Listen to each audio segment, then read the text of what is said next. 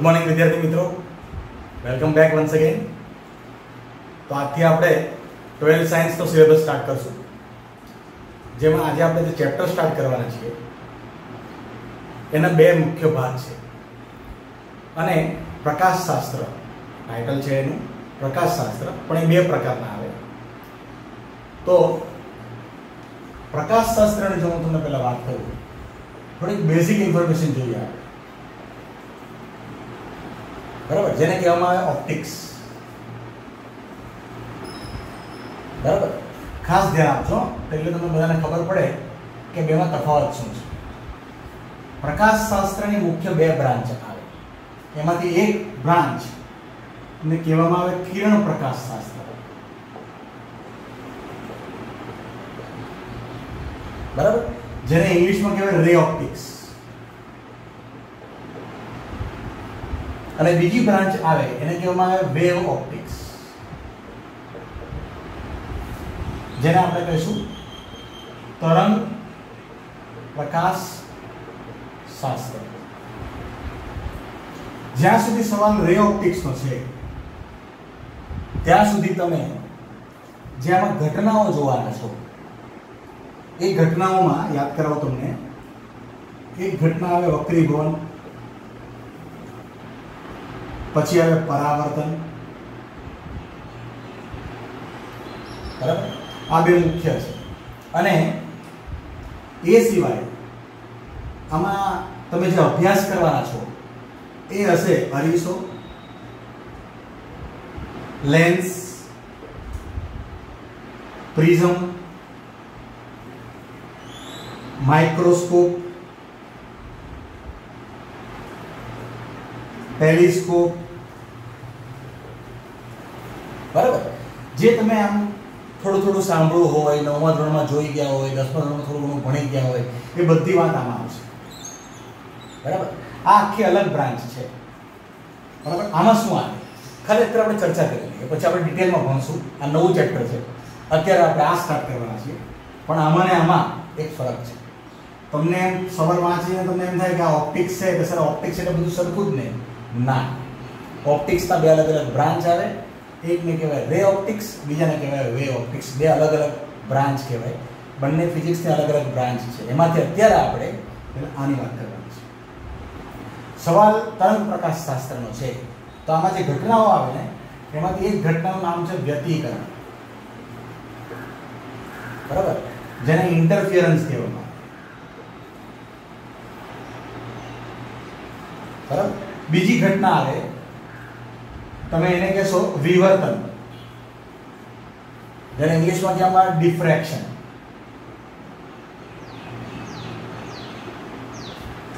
બરાબર। ત્રીજી ઘટના આવે જેને કહેવામાં આવે ધ્રુવીભવન। ધ્રુવીભવન એટલે પોલેરાઇઝેશન,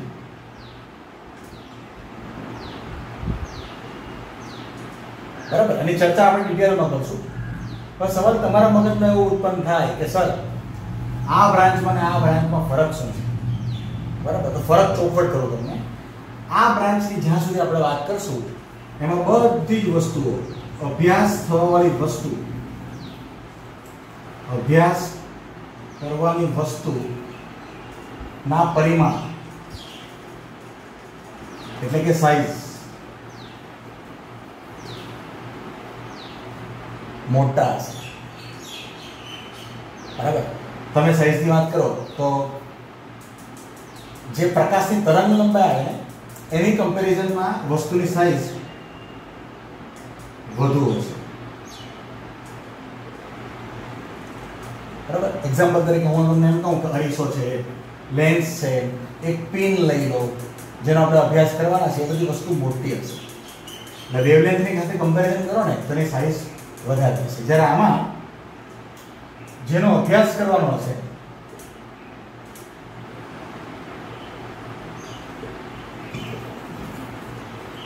તેના પરિમાણ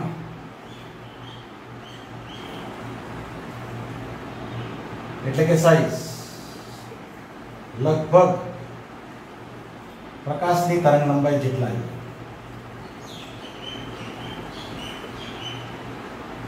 જેટલા અથવા થોડાક ઓછા હોય.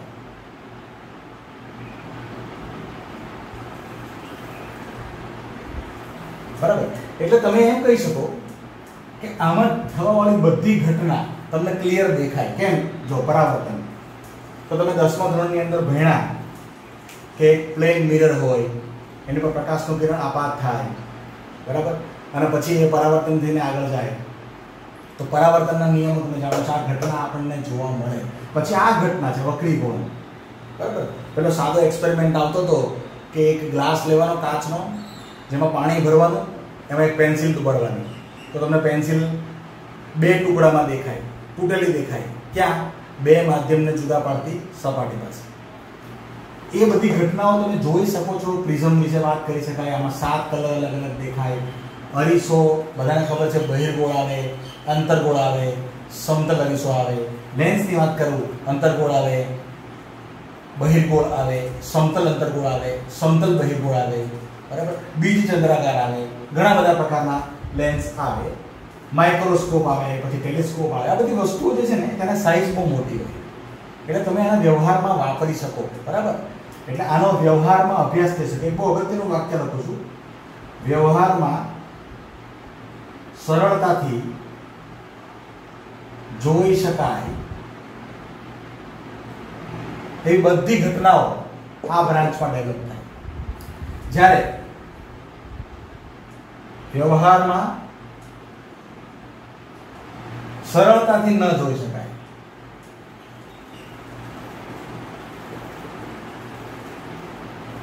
સરળતાથી દેખાય જ નહીં, અને એની માટે ક્વોન્ટમ શાસ્ત્રનો ઉપયોગ કરવો પડે. Quantum physics.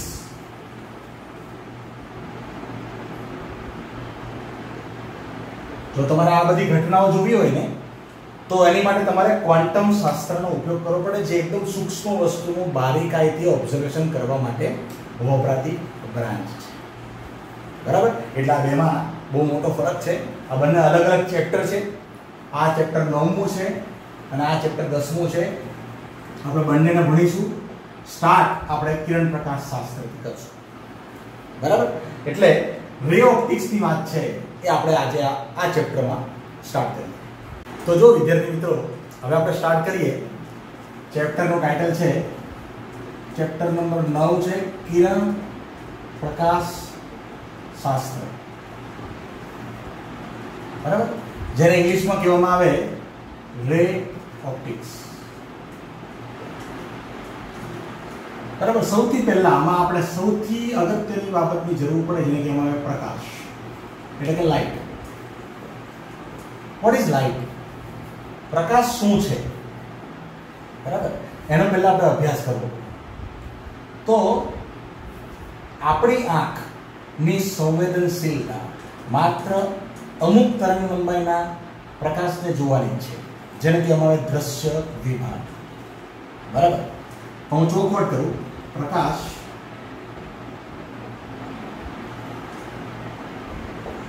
એક વર્ણપટ નો વિભાગ છે. વર્ણપટની વાત કરો, સ્પેક્ટ્રા જેને કહેવામાં આવે. વર્ણપટ એટલે સ્પેક્ટ્રા, બરાબર. તમને યાદ કરાવો, સૌથી સ્ટ્રોંગ જે હોય, બરાબર, જેને કહેવામાં આવે, હું લખું અહીંયા ગેમા રેઝ. તમે કદાચ સાંભળ્યું હશે, આપણે ચર્ચા કરશું અને ક્રમમાં લખીશું.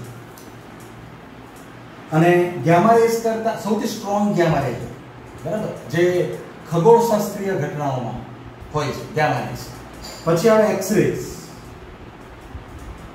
જેને કહેવામાં આવે ક્ષ-કિરણ. ડોક્ટર વિલિયમ કોનાર્ડ રોન્જન નામના વૈજ્ઞાનિકે એક્સ-રેની શોધ કરેલી. આના કરતાં થોડા વીક હોય, કમ્પેરિઝનમાં વીક હોય સ્ટ્રેન્થમાં, એટલે એનો પેનિટ્રેશન પાવર એટલે કે વિભેદન ક્ષમતા થોડી ઓછી હોય. આની કમ્પેરિઝનમાં થોડી ઓછી હોય. આનો એક વર્ણપટ છે, તમારે આખો લર્ન કરવો પડે, બરાબર. સૌથી પહેલાં મેં કીધું ગામા રેઝ, બરાબર. એના કરતાં વીક આવે એક્સ રેઝ, બરાબર. અને એના કરતાં નીચે આવે અલ્ટ્રાવાયોલેટ રેઝ, યુવી રેઝ જેને કહેવામાં આવે, બરાબર. પછી આવે યુવી રેઝ, અલ્ટ્રાવાયોલેટ રેઝ જેને કહેવામાં આવે. આપણે ખાલી નોલેજ માટે અત્યારે આ જોઈએ છે. પછી આવે દ્રશ્ય વિભાગ, વિઝિબલ સ્પેક્ટ્રમ, એટલે કે અમારે દ્રશ્ય વિભાગ. પછી આવે ઇન્ફ્રારેડ વેવ્સ, જેને આપણે કહીએ છીએ પાર રક્ત. બરાબર, આ હતા પાર જાંબલી. પછી આવે માઇક્રોવેવ્સ,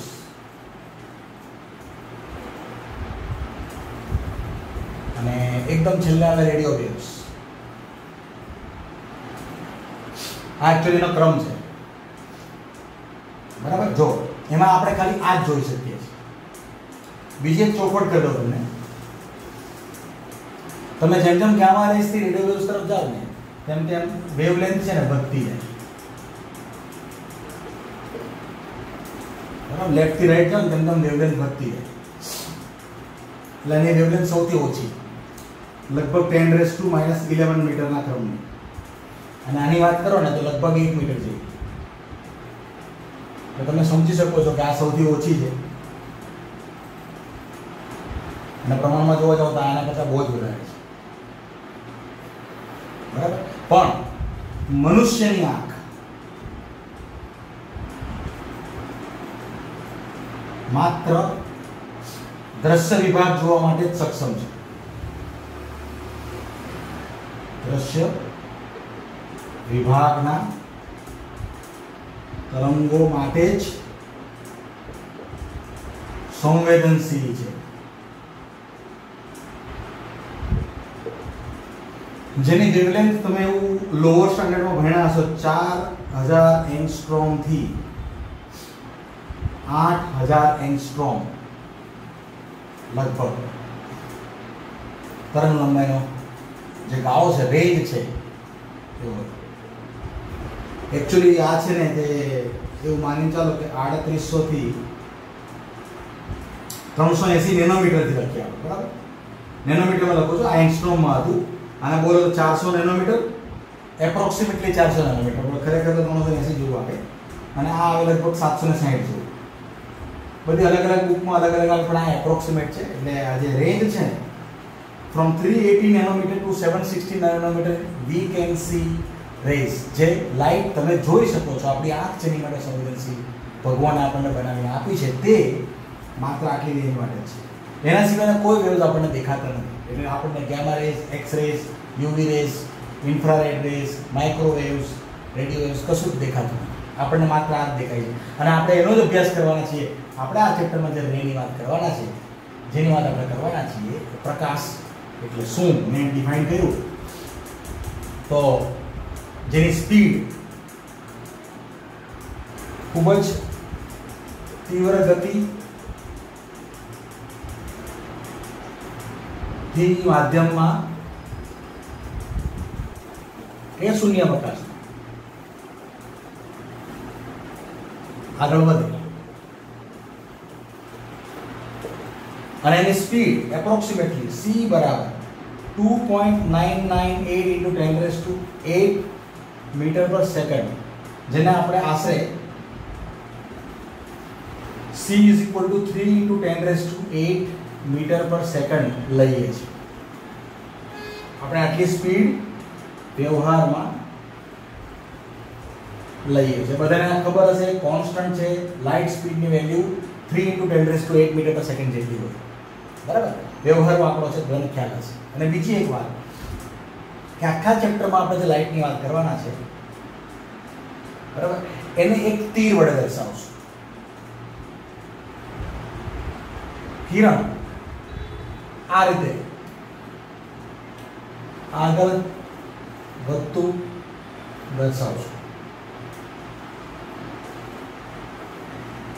પણ ખરેખર જોવા જાવ ને તો આ રીતે એક કિરણનો સમૂહ હોય, જેને તમારે કેવું પડે બીમ ઓફ લાઇટ. ગુજરાતીમાં જેને કહેવામાં આવે કિરણપુંજ અથવા કિરણ જૂથ, તમે જે કહો તે. ઘણા બધા કિરણોનો સમૂહ જે શૂન્યાવકાશમાં કે માધ્યમમાં આગળ વધે. બરાબર. આ આપણે જે સ્પીડની વાત કરી છે ને એ માત્ર ને માત્ર શૂન્યાવકાશમાં છે. માધ્યમમાં એની સ્પીડ બદલાઈ જાય. એટલે પાણીનું માધ્યમ હોય તો જુદી આવે. હવે વ્યવહારમાં આપણે હવાના માધ્યમમાં ચર્ચા કરવાના છીએ એટલે આપણે હવાના માધ્યમમાં 3 × 10⁸ લઈ લેવાય. બરાબર. કારણ કે સૂર્યપ્રકાશમાંથી નીકળે અને અહીંયા સુધી પહોંચે, કરોડો કિલોમીટરનું ડિસ્ટન્સ કવર કરીને આવે, પણ વચ્ચે તો શૂન્યાવકાશ જ છે. પૃથ્વીના વાતાવરણ પ્રવેશ્યા પછી એ હવાના માધ્યમમાં છે. એમાં કંઈ ખાસ ફરક નહીં પડ્યો હતો એટલે આપણે આટલી લઈ રહીએ છીએ. પછી પાણીના માધ્યમમાં દાખલ થાય તો આ સ્પીડ આખી બદલાઈ જાય. આપણે લેટર ઓન ડિસ્કશન કરશું કે કેટલી બદલાઈ જાય. બરાબર. પણ અત્યારે આ બેઝિક ઇન્ફોર્મેશન છે જેમાં તમને લાઇટ વિશે આટલું નોલેજ હોવું જોઈએ. બરાબર. એટલે આપણી આંખ માત્ર આ રેન્જ માટે જ સક્ષમ છે, સંવેદનશીલ છે. તમે આટલી જ રેન્જ જોઈ શકો છો, એના સિવાયની નહીં. નહીં આપણને આ કોઈ રે દેખાવાના, નહીં આપણને આ કોઈ રે દેખાવાના, માત્ર ને માત્ર વિઝિબલ રેઝ દેખાવાના. બરાબર. અને જેની વાત આપણે આ ચેપ્ટરમાં ડિટેલમાં કરીશું. બરાબર. ચેપ્ટર તો પહેલો ટોપિક જેનું નામ છે સમતલ અરીસા પરથી પરાવર્તન. સમતલ અરીસા પરથી પરાવર્તન. પરાવર્તનનો મતલબ થાય રિફ્લેક્શન. બરાબર. ચોખવટ કરું છું, મિરર આપણો પ્લેન હોવો જોઈએ. બરાબર. તો જો આપણો આ પ્લેન મિરર, સામાન્ય નિયમો જે લગભગ તમને 10th સ્ટાન્ડર્ડ થી ખબર હોય એની ચર્ચા આપણે પાછી કરી લઈએ, કારણ કે એની ઉપર આધારિત એક અલગ લેવલ સુધી આજે તમને હું MCQ સોલ્વ કરાવીશ. જોજો. હવે હું એમ પૂછું કે કિરણ દર્શાવવાનું હોય તો તમે એમ કહી શકો આ આપાત કિરણ, ઇન્સિડન્ટ રે, જેને આપણે કહીશું આપાત કિરણ. તો બધાને ખબર છે કે તમારું જે પરાવર્તિત કિરણ છે તે આમ જવું. બરાબર. તમને એવું પણ ખબર હશે કે આને નોર્મલ કહેવામાં આવે, લંબ. અરીસાની સપાટીને દોરેલો લંબ આ કહેવાય નોર્મલ, જેને તમે n કહો છો. આ થશે તમારું પરાવર્તિત કિરણ.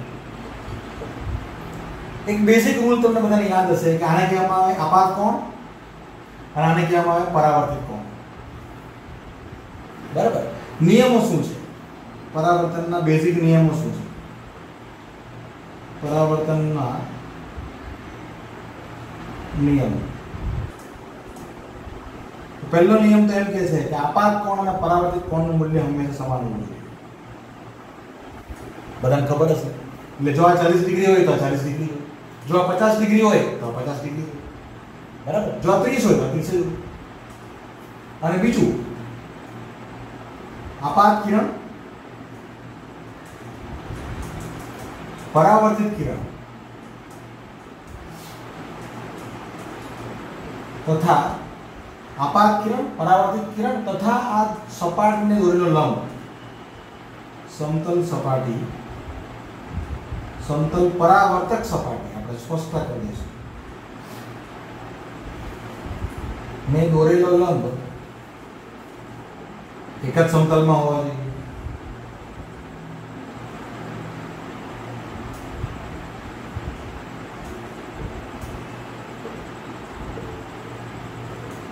ત્રણે ત્રણ એક જ સમતલમાં હોવા જોઈએ.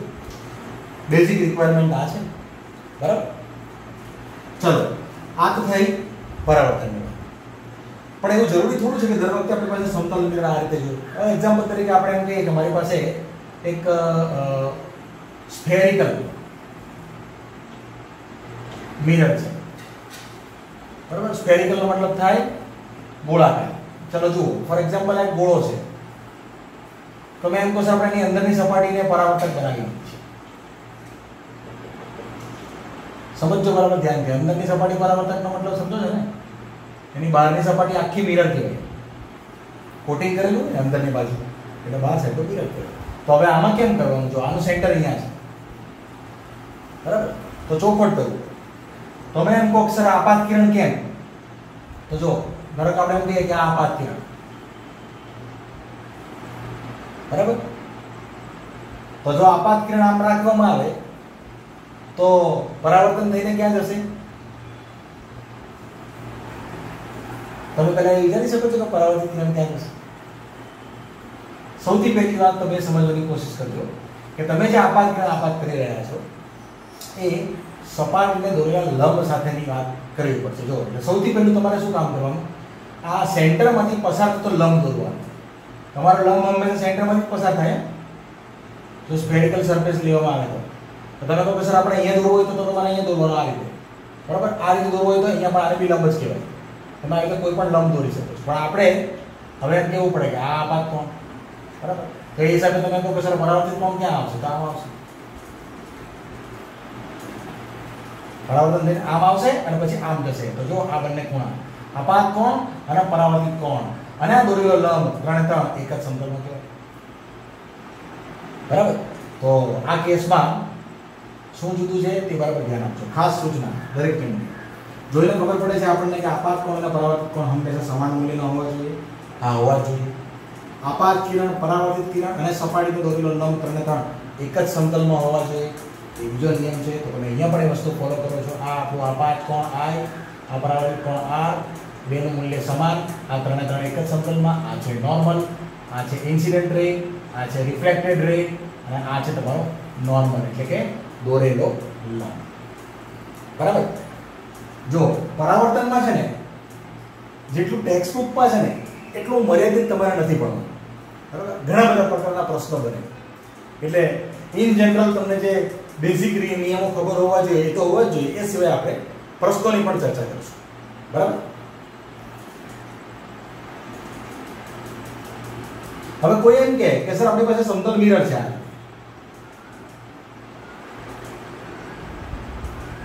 બરાબર. હવે આપણે એમ કહીએ કે એની પર દોરેલો લંબ કયો હતો? આ લંબ આ થવાનો નોર્મલ. તમે આમ તો આપાત કિરણ કેવું? તો આપાત કિરણ આ જાય છે. આ આપાત કિરણ. તો જરા વિચારીને કહેજો શું આપાત કિરણ અને લંબ બંને એકબીજાને સમાંતર છે? હા. શું આપાત કિરણ અને લંબ વચ્ચે કોઈ ખૂણો બને છે? ના. એટલે ઇન્સિડન્ટ એંગલ 0. બીજું, તમે જે આપાત કિરણ આપાત કરો છો એ જ પરાવર્તિત થઈને આમ ઉપર જવાનું. બરાબર. તો પરાવર્તિત એંગલ બી 0. બરાબર. જો અહીંયા બંને સમાન હતા. કેમ? તો આ જેટલો બને એટલો આ બને. આ રીતે પ્રકાશનું કિરણ આવે તો આ રીતે પરાવર્તન થઈને જતું હતું. પણ અહીંયા એવું છે નહીં. પ્રકાશનું કિરણ આવે પણ સીધું અને પરાવર્તન થઈને જાય પણ સીધું. બરાબર. તો એંગલ બનવાનો સવાલ જ નથી કારણ કે બંને લંબને સમાંતર જ છે. એટલે એક આપાત કિરણ તમે કહી શકો ને એક પરાવર્તિત કિરણ કહી શકો અને એક તમે એને સપાટીને સમાંતર દોરેલો લંબ કહી શકો. બધું એક જ સમતલમાં છે પણ આ બે ખૂણા કેસમાં કેવા બનશે? બરાબર. હવે જો સમતલ અરીસાથી મળતું પ્રતિબિંબ.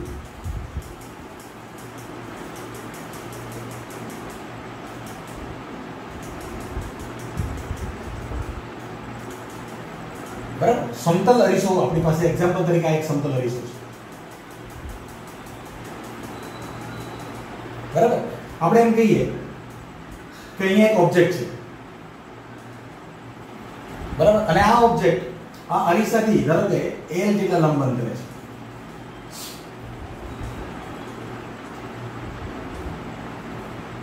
બરાબર. તો આની ઇમેજ ક્યાં મળશે? આની ઇમેજ ક્યાં મળશે? સવાલ આ છે. પ્રતિબિંબ ક્યાં મળશે? બરાબર. અને કેટલું મળશે? તો જો આ બિંદુઓ જ છે એટલે પ્રતિબિંબ બિંદુઓ જ મળશે. સૌથી પહેલી વાત સવાલ એવો ઊભો થાય કે સર તમે એમ કીધું કે પ્રતિબિંબ ક્યાં મળશે તો હું તમને ચોપડ કરું છું. ધારો કે આ ડિસ્ટન્સ L હોય તો એટલું જ ડિસ્ટન્સ અહીંયા હોવું જોઈએ અને અહીંયા પ્રતિબિંબ મળે. ઇમેજ આ છે તમારો ઓબ્જેક્ટ તો આ તમારી ઇમેજ અહીંયા મળે. જેટલું ડિસ્ટન્સ આ છે એટલું ડિસ્ટન્સ આ હોવું જોઈએ. સમાન. શું પ્રૂફ છે? તો સૌથી પહેલા તમે એક કામ કરો. જો આ બેઝિક વાત છે કે ભાઈ એક્ઝામ્પલ તરીકે 10 સેન્ટીમીટર હોય તો આ 10 સેન્ટીમીટર જાય. જો 8 સેન્ટીમીટર હોય તો 8 સેન્ટીમીટર. તો પ્રૂફ કેવી રીતે કરશો? પ્રૂફને ડિટેલમાં બી આપણે ડિફાઇન કરીએ. પણ એક કામ કરીએ. આપણે માનો કે આપણે એમ ચર્ચા કરીએ છીએ ને ત્યારે કે મિરરની વાત થાય છે તો માનો કે પ્રકાશનું કિરણ આ રીતે આપાત થાય છે. બરાબર. જે એની બધાને ખબર છે પરાવર્તન થઈને આમ થવાનું. બરાબર. પણ તમને ખબર તમારે તો વર્ચ્યુઅલ ઇમેજ લાવવાની છે. આ તો સમતલ અરીસો છે. તો સમતલ અરીસાની પાછળના ભાગમાં ઇમેજિનરી આભાસી પ્રતિબિંબ મળે એટલે આને એક્સપ્લેન કરવું પડે, લંબાવવું પડે. બીજી રીતે બતાવો. જો હવે આપણે એમ કે એક પ્રકાશનું નામ જતું હોય બરાબર, તો એ રિફ્લેક્ટ થઈને બધાને ખબર જ છે કે આમ થશે. જેને પણ તમે એક્સટેન્ડ કરો તો એ આમ જ જાય, અને જ્યાં બંને ભેગા થઈ જાય અહીંયા આગળ આપણને ઇમેજ મળે. હવે જો તમે એમ કહો સર આપણે આ ડિસ્ટન્સને અહીં લીધું હોય તો કમ્પલસરી આપણે એને પણ એને લેવું પડે. કેમ કે સમાન જ પડે, જેટલું ઓબ્જેક્ટ ડિસ્ટન્સ એટલું જ ઇમેજ ડિસ્ટન્સ બરાબર. કોઈ વ્યક્તિ જે જોનાર છે ને તે અહીંયા છે, આપણે અહીંયાથી જોતા હોઈએ છીએ. એટલે અહીંયાથી ઊભો માણસ જોતો સામે મિરર પડેલો હોય બરાબર, આ એનો કેસ. ચલો હજી એક વાત કરીએ આપણે. તમને થાય કે સર અમે આના લંબ ક્યાં આવે? લંબ આવે ને, જો આ આપાત કિરણ, આ પરાવર્તિત કિરણ, આ સપાટીને દોરેલો લંબ. ચલો માની લો કે આ થીટા છે બરાબર, આ પણ થીટા છે. અત્યાર સુધી આપણે નામ શું આપતા હતા? આ અને આ. તો બધાને ખબર છે કે બંને સમાન જ આવે, તમે બંને થીટા કહી દીધું. હવે તમે જો તો આ યુગ્મ કોણની જોડ થાય, ઝેડ બને છે.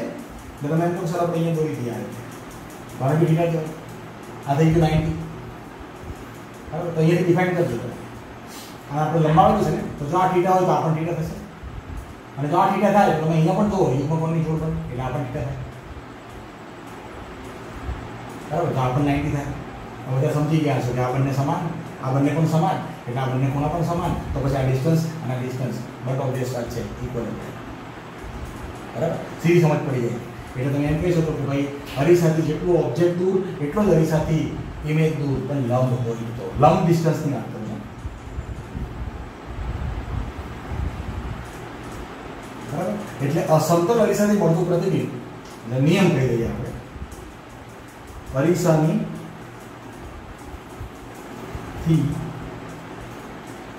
બંને બાજુ વસ્તુ અને પ્રતિબિંબ નું અંતર સમાન જ મળે. અહીંયાથી વસ્તુનું અંતર અને અહીંયાથી પ્રતિબિંબનું અંતર હંમેશા સમાન મળે બરાબર. એટલે object distance is equal to image distance. તો object distance is equal to image distance.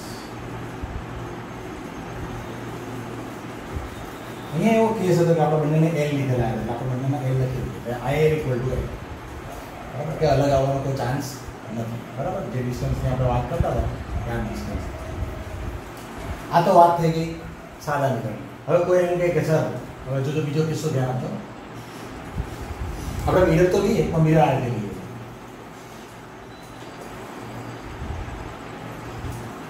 મેં મિરરને આ વખતે આમ સીધો નથી રાખ્યો, થોડો બેન્ડ કરી દીધો. તો હવે તમે કહો સર આપાત કિરણ બિલકુલ ખોટું છે. કેમ? પહેલા જ કીધું લંબ હોવું છે. જો તમે કહો કે સર આ ઓબ્જેક્ટ, ધ્યાનથી સાંભળજો. ચલો આપણે એક કામ કરીએ, હું તમને પાછું કહી દઉં. માનો કે તમે અહીંયા ઓબ્જેક્ટ લીધો છે, તો તમે ઇમેજ ક્યાં કહેશો? તો કે સર ઇમેજ મળે અહીંયા. નહીં, ખોટું છે. કેમ? કે આ ડિસ્ટન્સ અને આ ડિસ્ટન્સ ત્યાં નહીં મળે જવાબ. અહીંયા ઇમેજ નહીં મળે, કારણ કે મેં તમને એમ કીધું છે કે સમતલ અરીસાની લંબની વાત કરો, લંબ દોરવો પડે. એટલે તમારે સૌથી પહેલી વાત તો એ કહેવી પડે કે ઓબ્જેક્ટ જે અહીંયા છે ને બરાબર, ત્યાંથી પહેલા તમારે લંબ દોરવો પડે. આ લંબ દોરવું. એટલે જો તમે એમ કહો સર આ ઓબ્જેક્ટ છે તો પછી ઇમેજ અહીંયા મળે, અહીંયા નહીં, અહીંયા મળે. હવે તમે કહો સર આ L છે તો પછી આ L જ મળે બરાબર. કેવી રીતે સાબિતી આપો? સાબિતી આપી શકીએ ને. જો ધારો કે એક આપાત કિરણ આપણે એમ કે ગયું બરાબર, આ બીજું કયું જો એનું પરાવર્તન થઈને આમ ગયું, સોરી પરાવર્તન થઈને આમ ગયું, ચાલો અને લંબાવી દો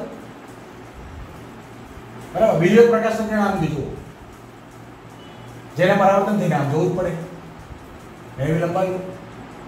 હવે ઇમેજ શું આ જ કેસ થઈ ગયો? હે, આ જ આકૃતિને થોડી બેન્ડ કરી દીધી આવે. બાકી મારે કંઈ કહેવાની જરૂર નથી. આ સપાટીને દોરેલો લંબ કહેવાય. આ થીટા થાય, આ પણ થીટા થાય. બધાને ખબર પડી ગઈ છે કે આ પણ થીટા જ આવે, આ 90 જ આવે, આ 90 જ આવે. આ ડિસ્ટન્સને તમે ડી કહો તો આ ડિસ્ટન્સ તમારે ડી કહેવું જ પડે. એટલે એને તમે એમ કહી શકો કે બંને કેસમાં આ બે સમાન બરાબર. રૂલ શું છે? રૂલ બરાબર ધ્યાન રાખજો બરાબર. કે ભાઈ સમતલ અરીસો જ્યારે આપવામાં આવે ત્યારે તમારે સૌથી પહેલું કામ એ કરવાનું કે લંબ દોરી દેવાનું. બરાબર, તો એની ઇમેજ, તો ઓબ્જેક્ટ આ થાય, ઇમેજ આ થાય.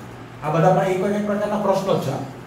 બીજી વાત એ કહી દઉં વિદ્યાર્થી મિત્રો કે આ રીતના એમસીક્યુ કશું જ ટેક્સ્ટ બુક પણ કશું આપવામાં નથી. હવે પ્લેન મિરરની કોઈ ચર્ચા જ નથી, પણ પ્લેન મિરર પર આધારિત સવાલ કાયમ માટે કોઈ પણ કોમ્પિટિશનની અંદર પૂછાતો હોય છે. એટલે જે ડબલ કે નીટની અંદર આ જોઈએ, આ બહુ બેઝિક ઇન્ફોર્મેશન છે. જો નહીં આવડે તો તમને ચાલશે નહીં, એટલે માટે તમને પહેલાં શીખવવું પડે. આપણે પછી વાત કરવાની જ છે અંતર્ગોળ અને બહિર્ગોળ અરીસાની, બરાબર. પણ આ વાતો થોડી કોમ્પ્લિકેટેડ હોવાથી તમારે મારે પહેલાં તમને ભણાવવી પડે છે. ચલો, હવે માનો કે આપણે એમ નક્કી કરીએ કે આપણી પાસે મિરર આ છે, બરાબર, ના ઓબ્જેક્ટ અહીંયા છે, બરાબર. ચલો, ઇમેજ ક્યાં આવે?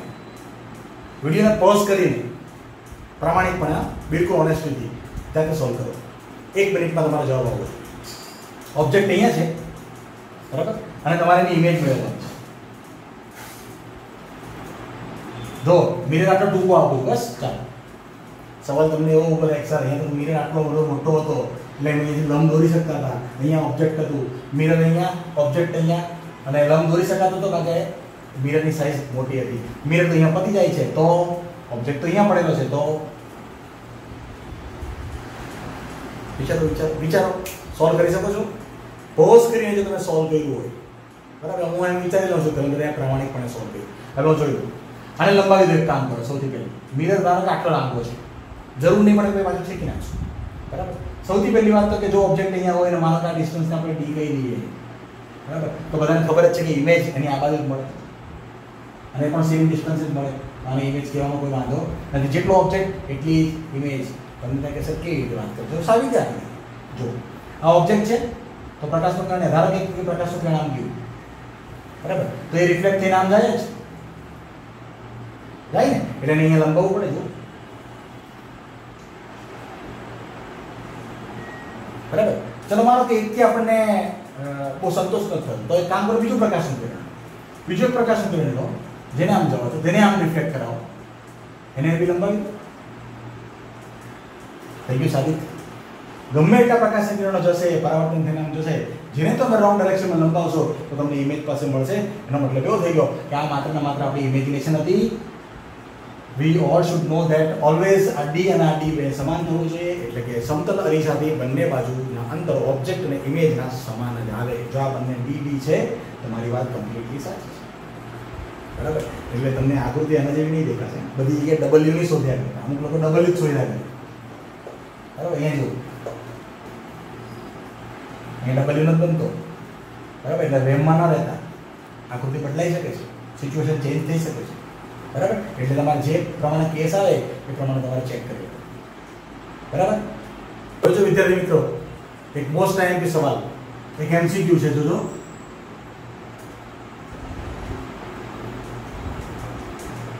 XY સમતલમાં આકૃતિમાં દર્શાવ્યા પ્રમાણે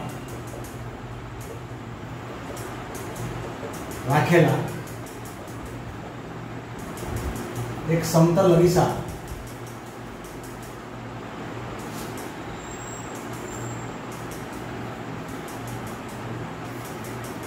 દ્વારા મળતું પ્રતિબિંબ ના યામો કયા હશે? બરાબર. જો આકૃતિ દોરીને આપેલી છે આ રીતે, આ છે y અક્ષ, આ છે x અક્ષ, આ x માઈનસ x અક્ષ, આ y માઈનસ y. સવાલ ધ્યાનથી સાંભળજો. મિરર અહીંયા મૂકેલો છે, મિરર આ રીતે છે,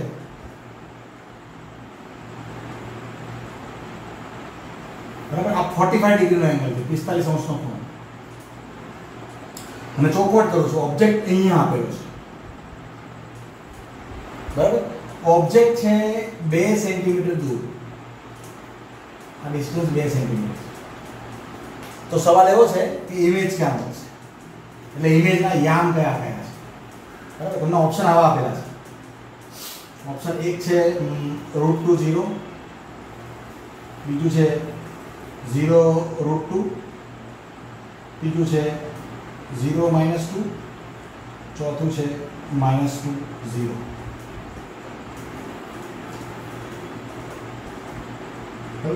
ચલો 2 0 આવા ઓપ્શન આપણે છે. ચાર સૌથી પહેલા તો તમને એ સવાલ ઊભો થાય કે સર ઇમેજ ક્યાં મળે. જો સૌથી પહેલી વાત હવે મિરર અહીંયા આટલો જ છે. ટેકનિક શું છે આપણી? મિરરને લંબાવી દેવાનો. બરાબર. જો અહીંયા ઓબ્જેક્ટ હોય, ચલો માનો કે આ ડિસ્ટન્સ કેટલું છે તો કે આ જેટલું ડિસ્ટન્સ હોય એટલું જ અહીંયા હોવું જોઈએ એટલે આપણે ઇમેજ અહીંયા મળે. જેટલું આ ઓબ્જેક્ટ આ જેટલો મિરરથી જેટલો ઓબ્જેક્ટ દૂર એટલો જ મિરરથી ઇમેજ પણ દૂર, એટલે ઇમેજ અહીંયા મળવી જોઈએ એવી પ્રોબેબિલિટી છે. આ ઓબ્જેક્ટ આ ઇમેજ મળવી જોઈએ. બરાબર, મળવી જોઈએ.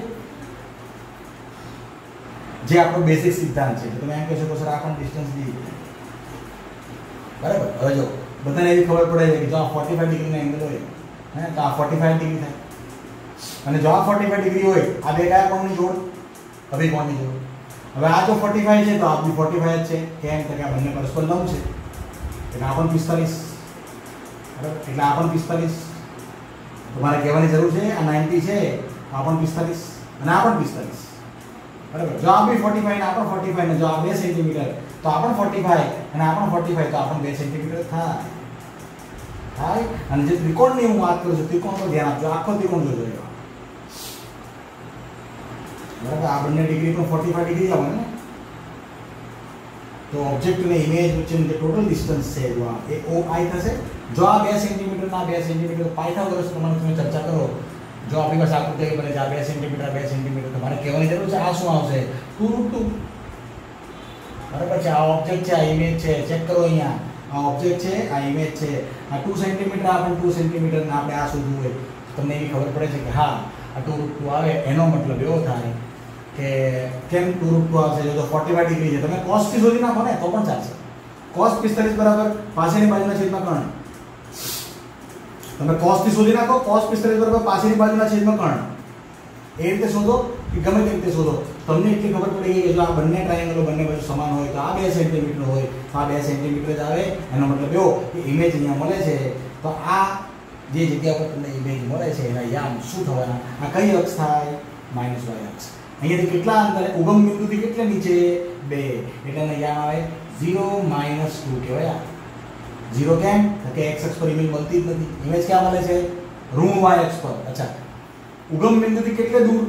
2 સેન્ટીમીટર દૂર. તો ક્યાં? નીચે ને, -y અક્ષ પર ને, એટલે માઈનસ.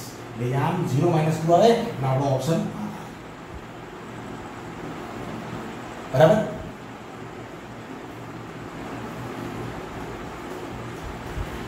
બીજો એકાદો સવાલ જોઈએ. ચલો માનો કે હવે આપણે એમ કહીએ કે ચલો હવે તમને એમ કીધું હોય કે ભાઈ મારી પાસે સમતલ અરીસો આ છે. બરાબર. આ વખતે હું એમ કહું કે વસ્તુ આટલી છે. વસ્તુ આ વખતે બિંદુવત નથી. જોજો અત્યાર સુધી આપણે બિંદુવત વસ્તુ લેતા. આ બિંદુવત વસ્તુ હતી તેનું પ્રતિબિંબ બિંદુવત જ મળતું.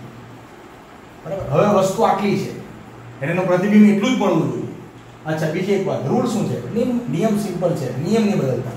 નિયમ એક જ છે, ઓબ્જેક્ટ જેટલો એટલું જ ઇમેજ. મિરરથી જેટલો ઓબ્જેક્ટ દૂર એટલો જ મિરરથી ઇમેજ દૂર. નિયમ સેમ ટુ સેમ. મિરરથી જેટલો ઓબ્જેક્ટ દૂર, ધારો કે આ ડિસ્ટન્સ ડી હોય તો પછી એટલા ડિસ્ટન્સ ડી આ બાજુ અહીંયા ઇમેજ બનાવીને આપણે ડેશ કહીએ. બરાબર. આ જો બી હોય એટલે મિરરથી જેટલો બી દૂર એટલો જ મિરરથી તમે એમ કહો છો બીએસ બીજો બિંદુ મને બીએસ. એનો મતલબ એવો કે આ જો ઓબ્જેક્ટ હોય તો ઇમેજ આ કહેવાય. જેટલી સાઈઝ ઓબ્જેક્ટની છે એટલી જ ઇમેજની છે, કોઈ જુદું નથી. બરાબર. આ સિમ્પલ ટેકનિક છે, તમને ખબર જ છે. સર આવું જાય પ્રૂફની વાત કરે, તમારે પ્રૂફ આપવી છે તો પ્રૂફ આપી દો. ચલો એક માનો કે આ પાથ કિરણ આમ ગયું, રિફ્લેક્ટ થઈને આમ ગયું. બરાબર. તો રિફ્લેક્ટ થઈને આમ જવાનું હોય આમ ભેગું થવાય. બરાબર. ચલો તમે કહો કે સર બીજો એક પ્રકાશનું કિરણ બતાવો. જો એક બીજું પ્રકાશનું કિરણ આમ જાય તો એ રિફ્લેક્ટ થઈને આમ જ જાય. પ્રકાશનું આપાત કિરણ આમ, પરાવર્તિત કિરણ આમ. કેમ? તો લંબ થવાનું ને. તમે એમ કહો સર આપણે અહીંયાથી બતાવવું હોય તો બિંદુ બી થી બતાવો. તો પ્રકાશનું એક કિરણ આપાત કિરણ આમ અને એ રિફ્લેક્ટ થઈને પાછું આમ. બીજો પ્રકાશનું કિરણ આમ. બરાબર. એ રિફ્લેક્ટ થઈને અહીંયા ત્યાં આ લંબાઈ દો. સિમ્પલ ટેકનિક છે. બરાબર. હવે કોઈ કહે કે સર સવાલ આવો આપ્યો હોય તો જો આ મિરર, બરાબર. હવે આપણે એમ કીધું જો વસ્તુ આ છે, આ હતી વસ્તુ, આ એનું હતું પ્રતિબિંબ. હવે આપણે એમ કહીએ કે વસ્તુને આપણને આ રીતે આપી છે. ફરક છે આ વખતે ચેક કરજો. આપણે નામ આપી દઈએ બી, તો જો ધ્યાન આપજો, અરીસાથી જેટલું બિંદુ એ દૂર એટલા ડિસ્ટન્સ આ બાજુ એનું પ્રતિબિંબ મળે એટલે આપણે કહીશું એ ડેશ. અરીસાથી જેટલું બિંદુ બી દૂર એટલું આ બાજુ પ્રતિબિંબ મળશે બી ડેશ. ઇમેજ આ રીતે મળે, બરાબર. આ સિમ્પલ ટેકનિક છે શોધવાની, બરાબર. તમારે પ્રૂફ કરવું છે, તમને આગળથી શીખવાડ્યું ને પ્રૂફ. તો તમારે સિમ્પલ રીતે તમારે કંઈક પ્રકાશનો આકાર કરે, આમ પરાવર્તન થઈને આમ જે અહીંયા ભેગું થવાનું જ છે.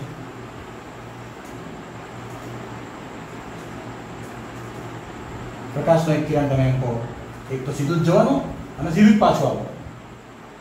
બીજું એકાદું પ્રકાશનું કિરણ આમ જવા દો, ધારો કે આમ, તો રિફ્લેક્ટ થઈને આમ જાય જ અને એને રાઉન્ડ ડિરેક્શનમાં લંબાવો એટલે આમ થાય જ.